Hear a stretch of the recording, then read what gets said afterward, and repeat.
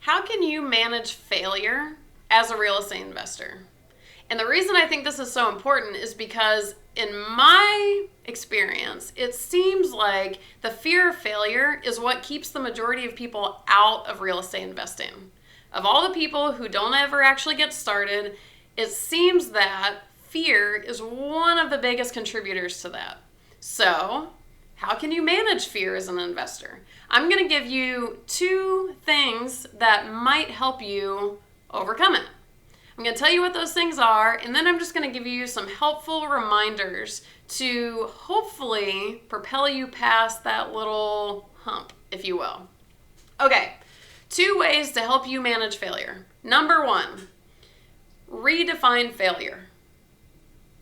Oh yes, I said it. So if you hear the word failure, what does that mean? It means you failed to accomplish something or you failed to do something. On the surface, that word is fine. Yeah, okay, so you failed to do that, or you tried this thing and it failed. Great, no problem. But what I see is that most people, including myself, because we're all human, to the word failure, we attach things like shame, worth. It's like, oh, I failed to accomplish this, I suck.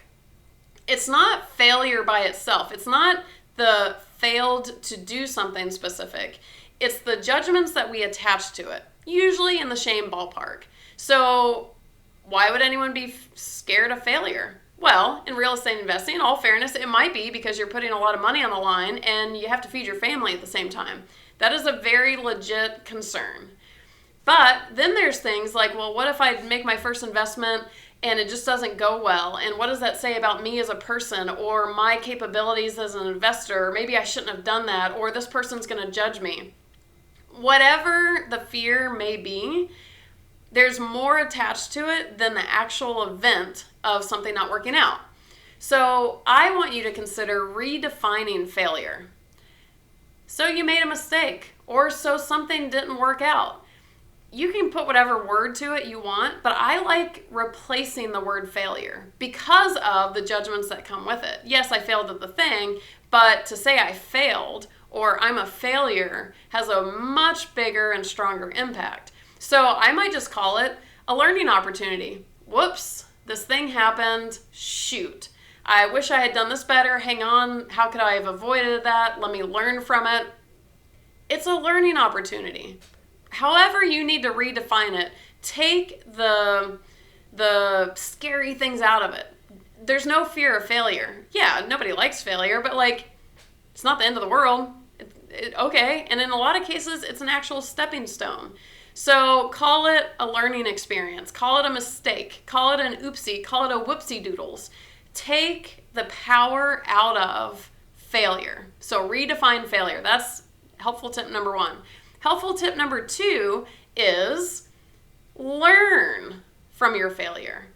If you want to call it a learning opportunity, great, whatever you call it. Anytime a mistake is made, get excited about it. Why?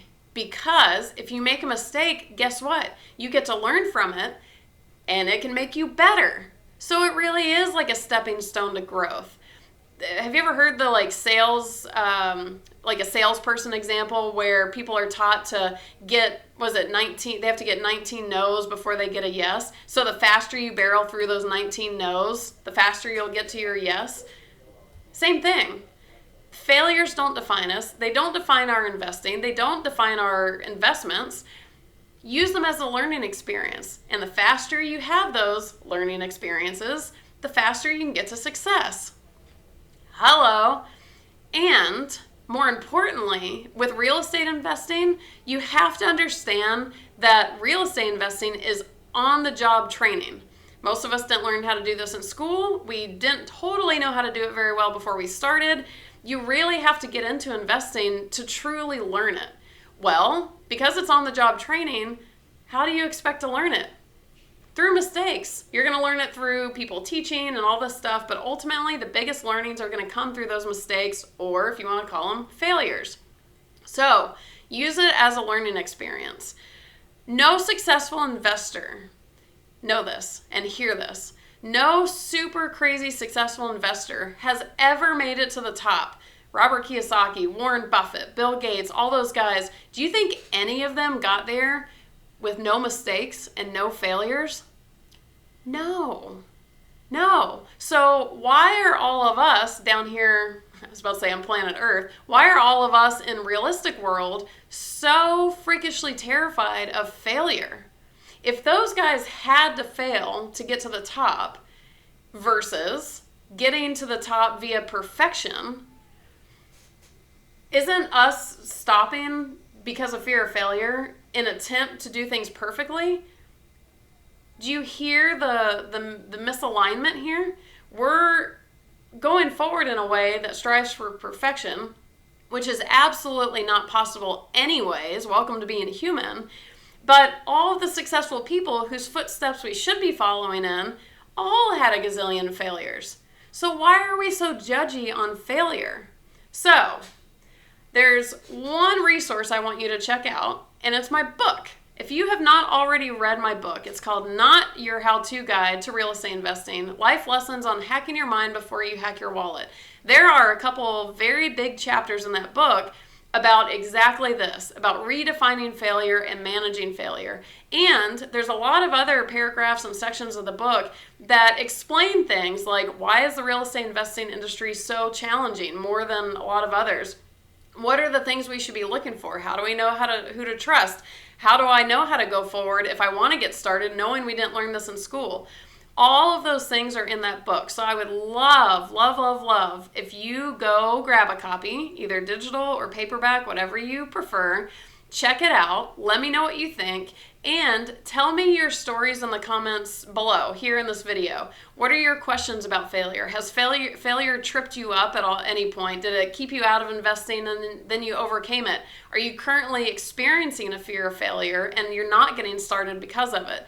Let me know what all those challenges are or the wins in relation to failure down below. If you check out the book, let me know what you think about the book, because, God bless investing. Everyone's like, numbers, numbers, numbers. No emotions, no feelings.